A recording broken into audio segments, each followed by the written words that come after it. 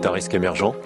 Les véhicules qui circuleront demain à hydrogène devraient se multiplier. Donc à chaque fois, les sapeurs-pompiers savent s'adapter et acquérir les compétences, l'expérience dans les domaines face aux risques auxquels ils sont de nouveau confrontés. La volonté du SDIS de l'Eure, demain, c'est d'être un acteur dans le domaine du risque hydrogène. La particularité, c'est que dans le département de l'Eure, on a des industries qui utilisent l'hydrogène, notamment Ariane Group. On a le CNPP, Centre de formation, et donc on va travailler, on va acquérir de l'expérience, de la compétence sur ce risque pour demain pouvoir à notre tour diffuser l'expérience que nous aurons acquise à travers cela.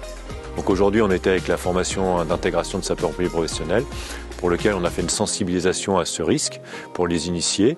Puis ce serait quelque chose qu'on va multiplier auprès de nos personnels. Le partenariat avec le CNPP et le SDIS de l'Eure date début des années 80, lorsque le CNPP a décidé de venir s'installer sur l'ancien site de la raffinerie BP de Vernon.